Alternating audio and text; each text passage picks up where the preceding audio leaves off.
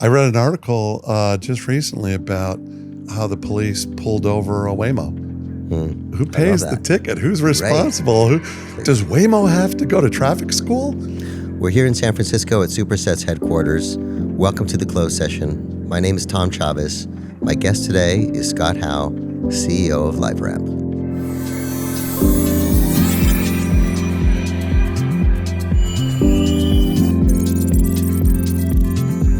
Welcome, Scott Howe. It is great to have you here on the closed session. Scott is an old friend and industry colleague, has run LiveRamp, which is a major company that connects and combines user data across the internet, over half of the internet, and recently sold to one of the world's largest advertising companies for over $2 billion. So congratulations. Thank you. For people who aren't familiar with LiveRamp, the simplest way I would say it is LiveRamp is the company that helps other companies, if you have a customer in your CRM system, know that that is the same customer who saw your ad on Hulu and then bought your product in Walmart, right? It's a kind of a connective tissue across the internet.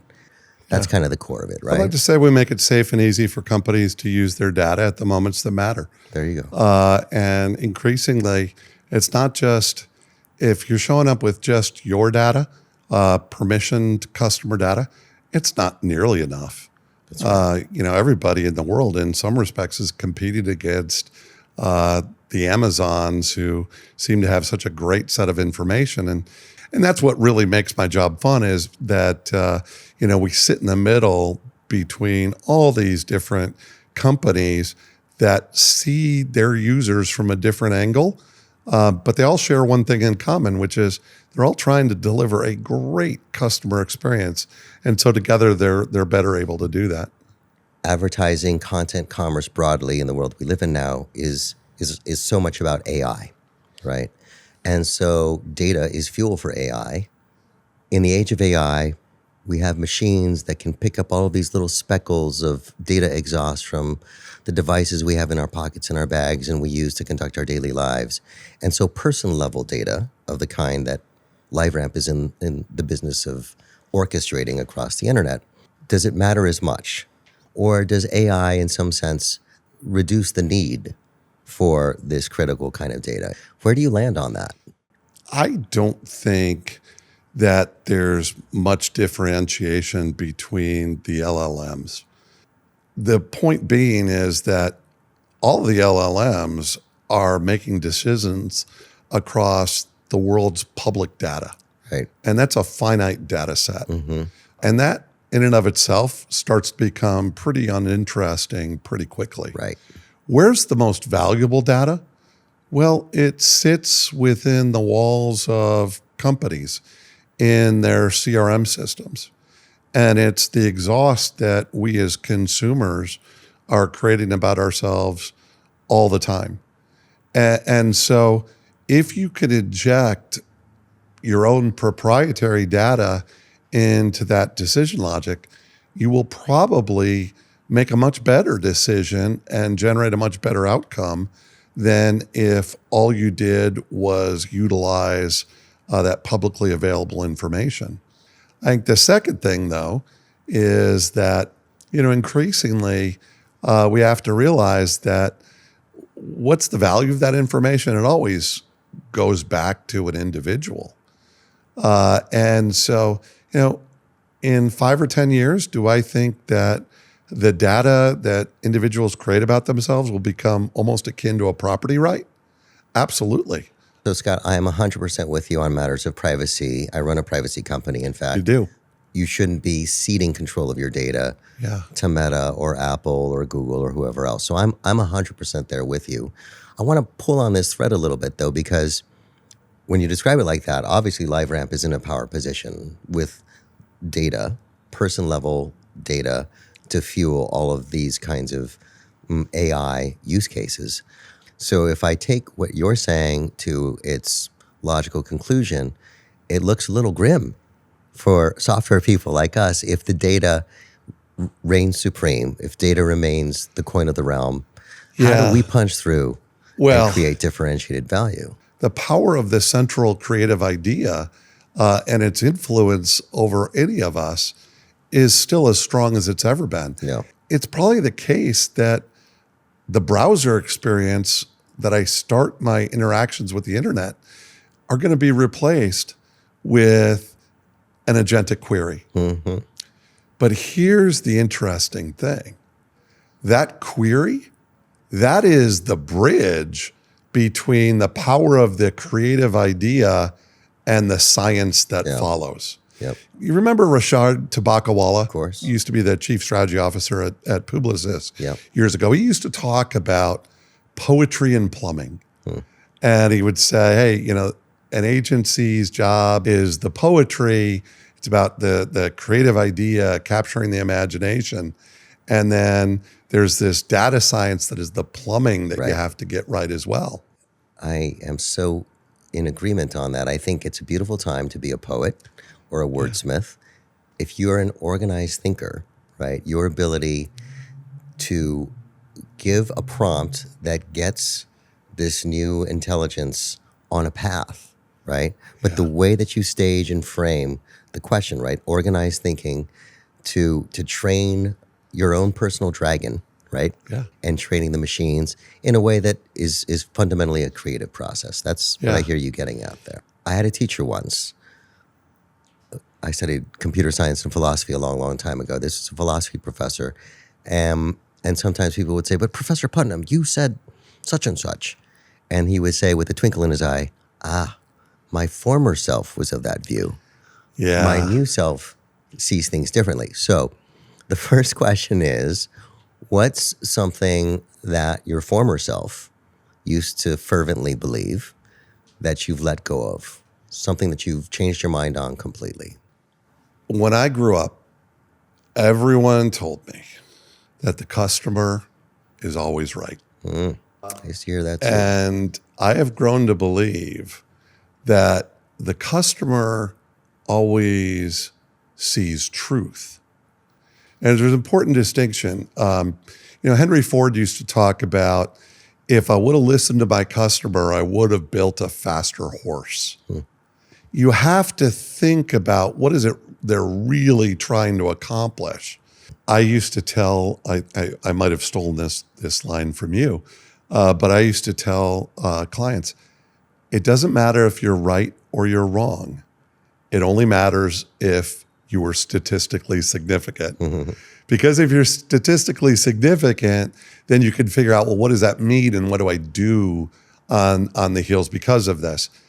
Well, so I wonder if that is a useful segue to the second question I want to run by you here. Which is curiosity. Yeah. What would your answer be? Have you ever shared your answer? I might have read it in a blog. But well, I'm a numbers guy.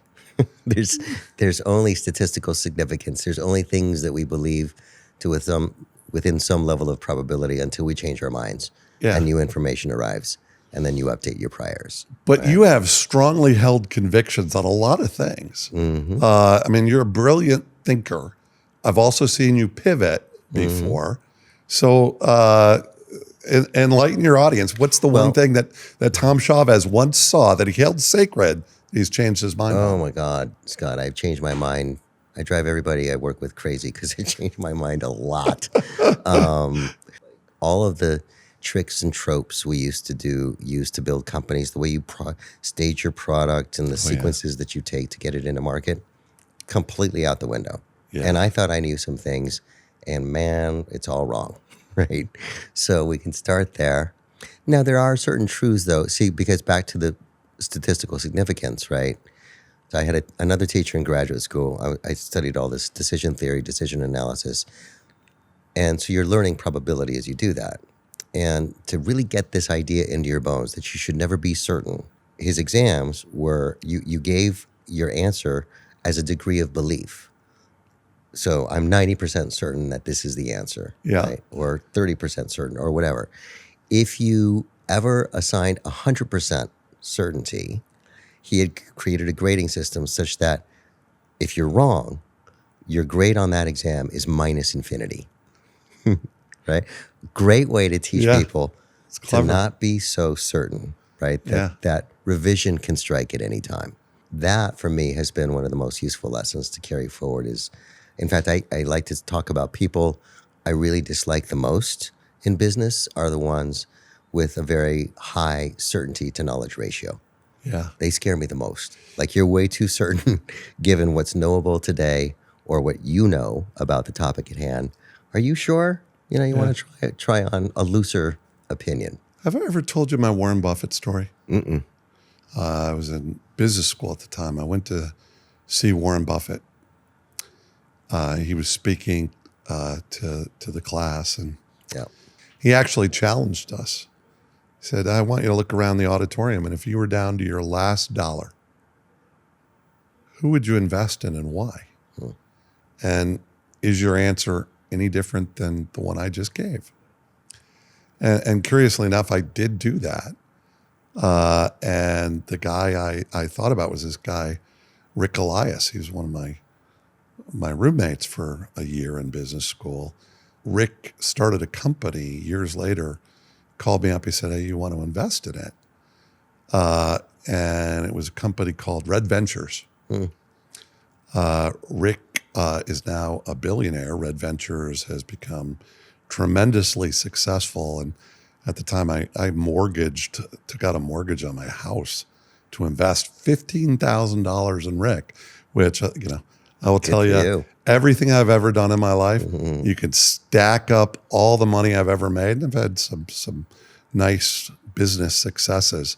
I think that pales in comparison to the decision to invest in Rick. No, and so as we change our minds and think about the things we were wrong about, certain truths always endure, right? And at the end of the day, and it sounds kind of trite. I remember people would say this, but in our shop over here at Superset, we love the technology and the AI and the data and the algorithms, but at the end of the day, it really is. It's a people business. Right? You got to be humble enough to change your mind and pivot quickly and recognize when you're wrong, because that's the one certainty of every startup that you've ever invested in and everything I've ever been involved with, even at maturity. You're wrong more often than you're right. And so it's a question of, can you recognize it and course correct very quickly? That's right. And if you can do that and always move very fast, then chances are you're going to stay a few steps ahead of anybody else. Okay, let's move on to the second question, which is about consensus. What's the consensus view that everybody has in your space and that you think is just completely wrong? Yeah, I think you'll get fired up about this, Tom, because the consensus view I'm hearing, and this even I'm going to start a holy war here, because it's even with one of your partners, is who shall go nameless, is that identity doesn't really matter anymore. That in a world of machine logic, you can build artificial data and identities and basically deliver anything that you'd want to do more efficiently. And I so strongly disagree with that, that I actually think identity and humanity matter more than ever. And if for no other reason than, in a machine-driven world where data is everywhere and making decisions about us, do we want to live in a world where black box algorithms are making decisions that we don't understand? Right. Like, we want to have a say in it. And so identity becomes really important because in this world, it's going to be so important for each of us to say, yes, I'm okay with this. And I give you my permission to serve me in this way. Moreover, I want to understand how you're reaching the decisions you're coming to, and maybe even have a chance to change it or have a say in it. Which is a right under GDPR. You have a right of redaction. You can go, I don't know that many companies have the ability to serve customers who want to do that, but under GDPR, which is the privacy regulation in Europe, you can go to a company and say, you're wrong. I'm going to correct this information that you have about me. Now, and Scott, I said I run a privacy company. I believe in permission data. I think there's a lot of, let's face it, you and I have been in and around this space for a long time. There's a lot of dirty data. And broadly, data management has been good to us personally and professionally. I know we think of ourselves as good guys, but there's a lot of people taking liberties with data. There sure are. And I think it's gotten worse over time where people can spin you a story of, hey, you don't need to worry about that because all of this is anonymized under the machine logic. And, listen, I don't think it matters if the machine knows exactly your name and postal address or anything like that. If they know enough information to give you an outcome that is different than what you deserve or different than what you expect, then I'm not sure the system's running the right way. I wonder if you and I have been part of the problem, and don't want to get too angsty with you here on this podcast, but I do have moments where I wonder, right? Data management has been very good to me. I remember after the acquisition of one of my last companies by Salesforce, I showed up and there were other people at Salesforce who weren't really thinking about the difference between Meta versus a company like Crux, which was doing data management for marketers and publishers. And there were a lot of people who were righteously pissed off about the targeting and the trampling of people's personal privacy. By the way, that gave root to Catch, which is the data privacy company I run. But I couldn't swat aside their critiques, right? Because we knew in that company that as we're hoovering up all of this data and trying to turn it into gold on behalf of our customers, there was a lot of fraud, there's a lot of bots, there's a lot of people scraping data that used to really piss me off.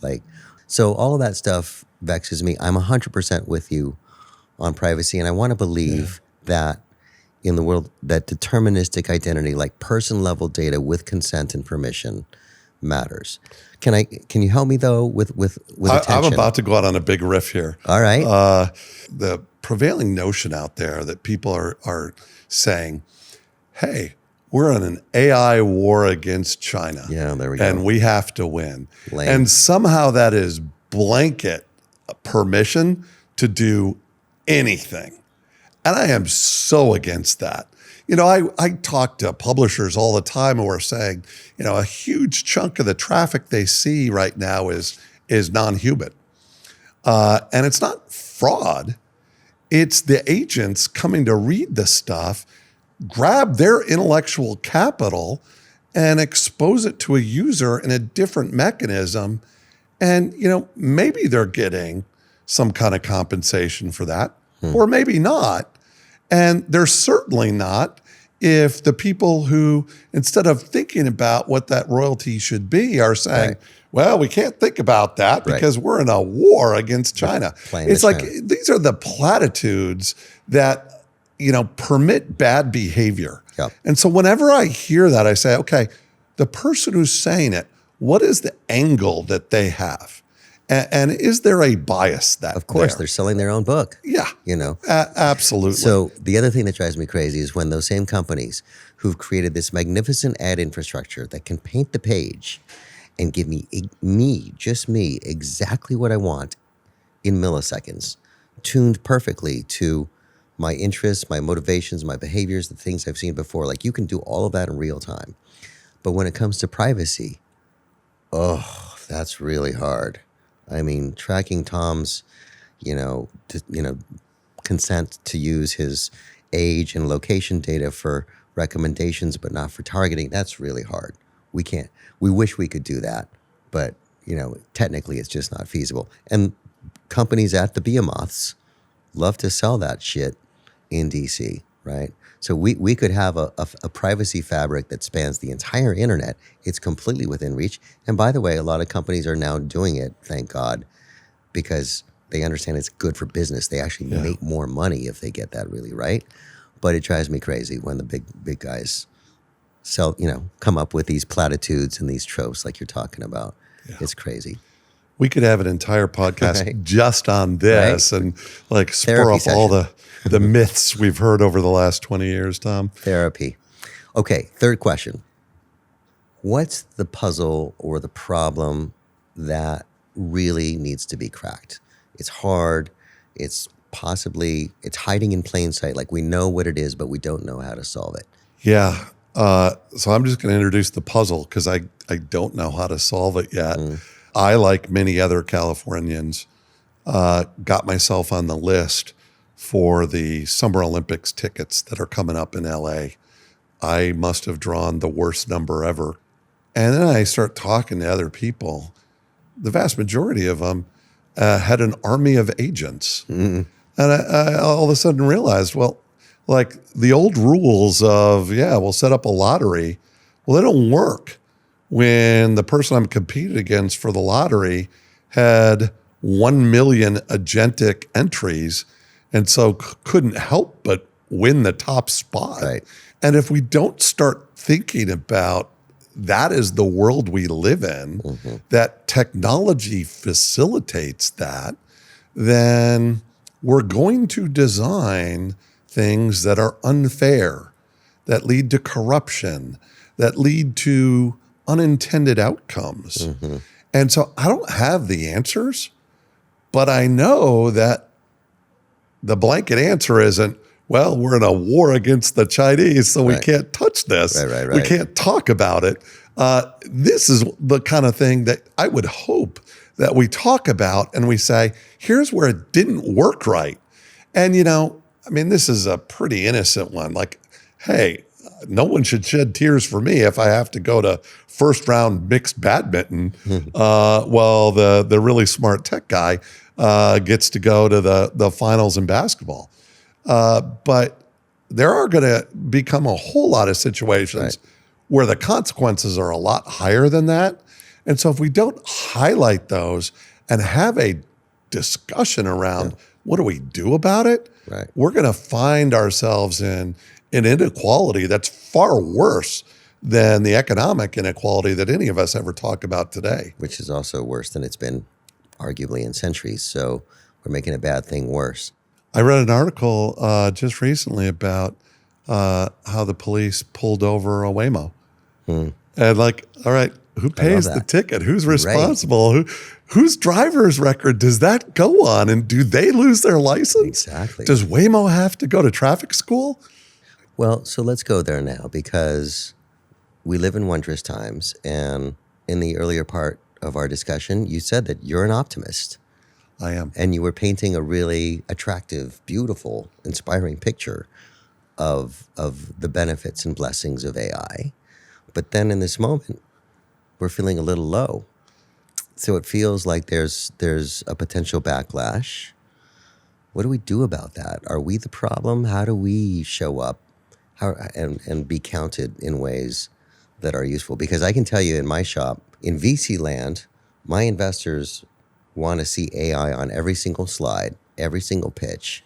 And the reality is, in at least a couple of our companies, the enterprise workers who use our software, they're pissed, right? I mean, there's this very righteous indignation, and I think it's well-deserved about, okay, so my electricity bill is going up to feed the data center that builds the AI that replaces me. What's in that? What's in it for me, right? So there's a lot of anger out there, and I think we're on the cusp of a potential backlash. What do we do about that? Yeah, I don't know. I mean, years ago, I think I learned in maybe Capitalism 101 or Capitalism and Freedom, it was called. One of the fundamental principles of Milton Friedman is everyone will act in their own self-interest. And that's probably true to a certain extent. We see a lot of that. But I've met so many people in my life who would say part of their self-interest is the interest of other people and leaving behind a better world than they started in. And I believe in the power of humanity, that when you have smart people who actually care about other things besides themselves, which I think describes a vast majority of the people I've ever met in my life, and certainly the people that I try to spend time with. Boy, you give people like that who have a passion for creating a better world, tools to do it, and watch what happens.